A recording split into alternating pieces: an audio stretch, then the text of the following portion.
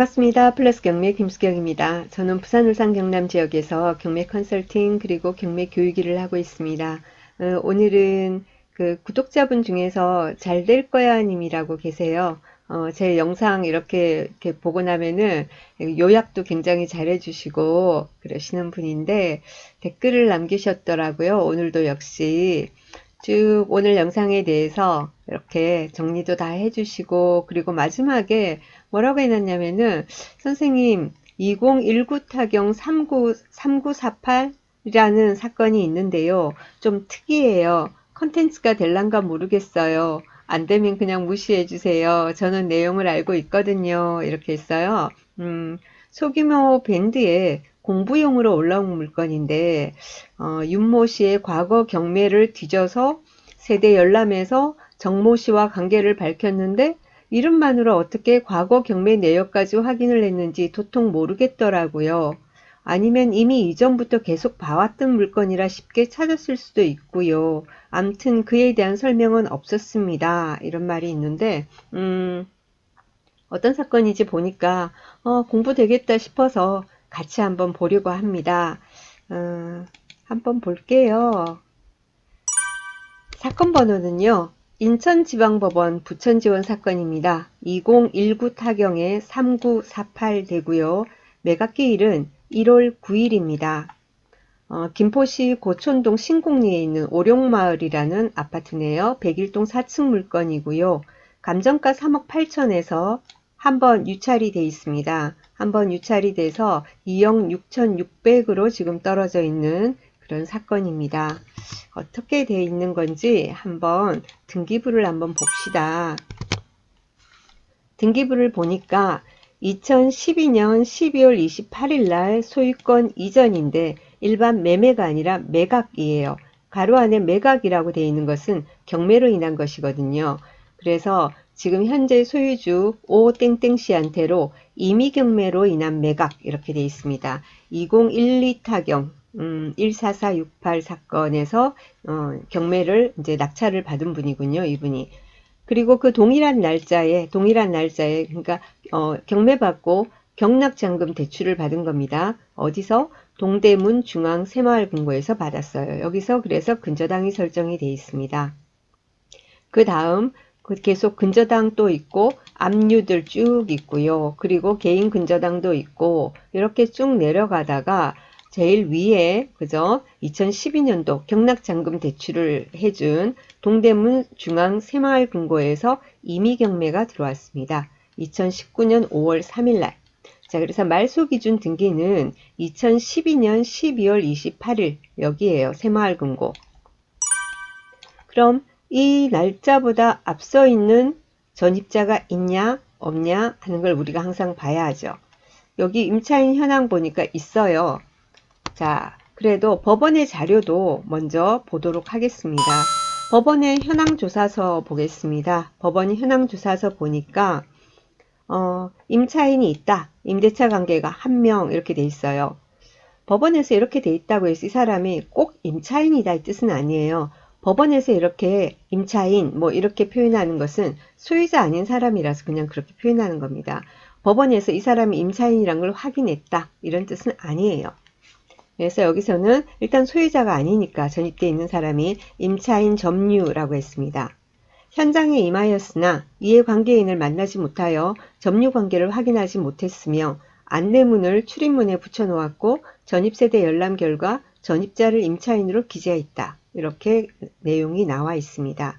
정땡땡씨가 전입이 돼 있다고 합니다. 전입 날짜는 2002년 12월 23일. 지금 현재 소유주가 2012년도에 그죠? 받았죠. 2012년 아까 12월 28일이었나요?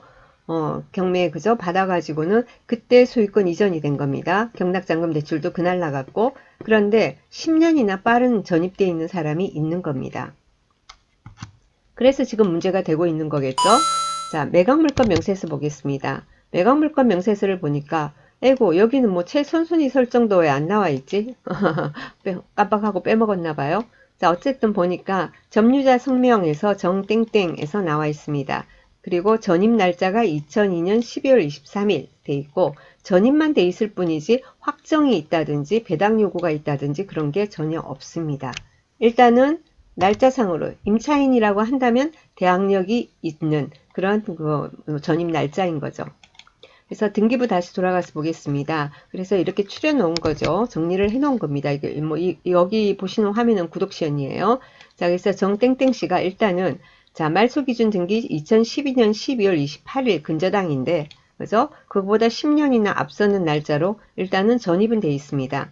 그러면은 궁금하잖아요, 여러분도. 그죠? 입찰을 들어가야 되는데 이 사람이 정말 대항력 있는 임차인이냐 아니냐 이 부분에 대해서 좀 걱정이 됩니다. 자, 그런데 여기서 우리가 신경을 써야 되는 것은 이 사람이 전 소유자다. 그죠?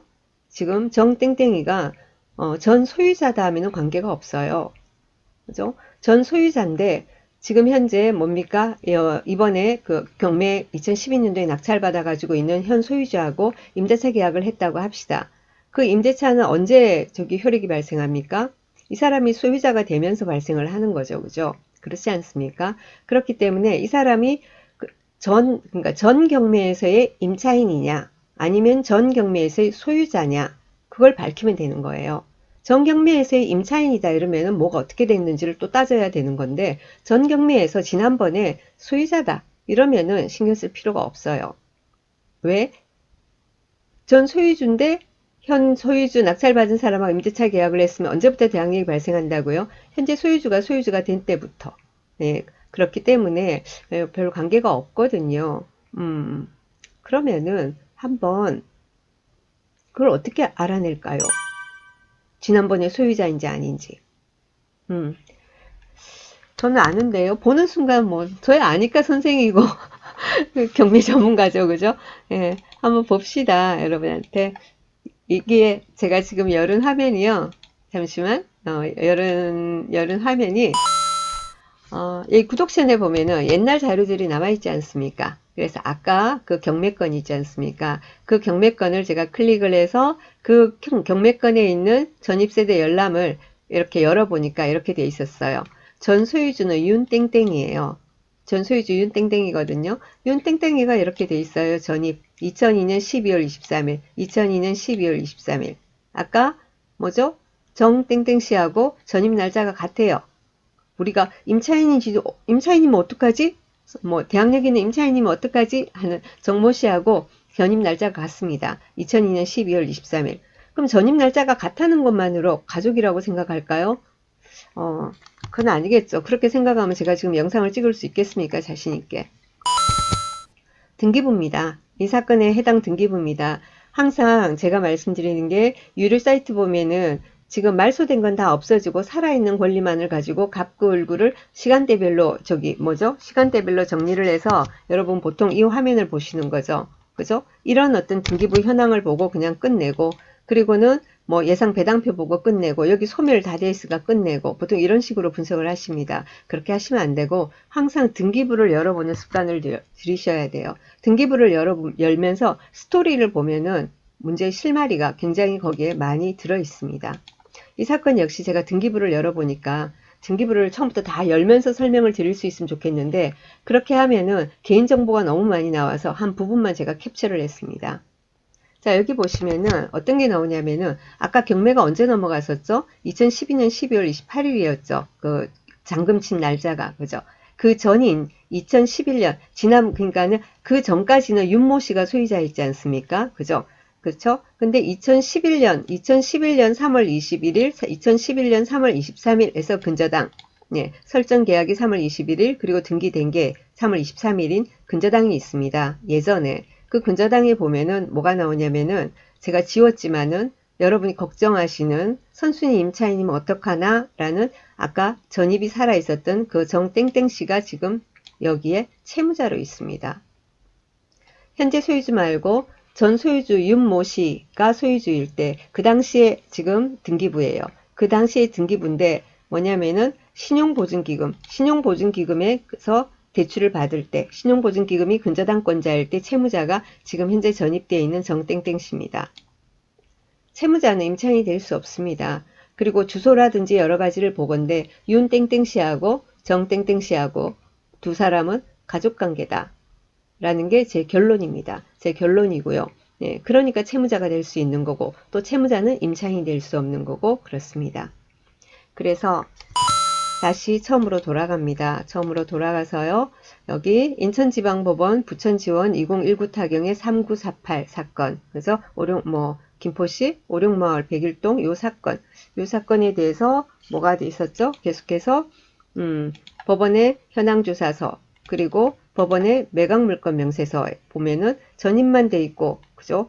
그렇기 때문에 할 수 없이 뭐가 나옵니까? 당연히 옥션 사이트에서도 자신 있는 말을 뭐 어떻게 하겠습니까? 그러니까 그 나타난 외견상만을 가지고 전입일상 정땡땡 씨는 전입일상 대항력이 있으므로 보증금 있는 임차인일 경우 인수여지 있어서 주의요한다 이렇게 말을 할 수밖에 없었던 겁니다. 그런데 등기부를 열어보면은 그 스토리가 보입니다. 예, 그전 사건까지 사실은 안 봐도 되는 거예요. 여기 이제 임의경매 이렇게 돼 있기 때문에 여러분도 궁금해 하실까봐 그 당시에 전입 그것도 한번 열어본 거고 사실 이거 유튜브 저기를 녹화를 하면서 속이 좀 답답해요. 제가 그냥 수강생들 놓고 그냥 강의실을 강의하는 것 같으면 착착착착 열어가면서 속 시원하게 보여드리고 싶은 되게 많은데 뭐 개인정보 뭐 이런 걸로 해서 또 제가 휘말려 들게 될까봐 다 지워가면서 하고 막 이러니까 현장감도 없고 사실은 별 재미는 없습니다. 자, 어쨌든 여기 임차인 정땡땡 씨는 임차인 아니니까 염려하지 말라는 말입니다. 왜? 전 소유주 가족, 그죠? 전 소유주 가족이고요. 소유주 가족이고, 그리고 그 전에 어떤 그 근저당 나가고 하는데 또 채무자 있고 그렇습니다. 그래서 여러분도 어떤 사건을 보는데 이렇게 열어봤을 때 이 소유자가 아닌 사람 누군가가 전입돼 있고 이 사람은 어떤 관계인가 이럴 때 등기부 열어봤을 때 어떤 대출에 있어서의 채무자다. 그러면은 가족이라고 생각하시고 임차인 아니라고, 네, 뭐 99.99% 아니라고 그렇게 생각하시면 됩니다.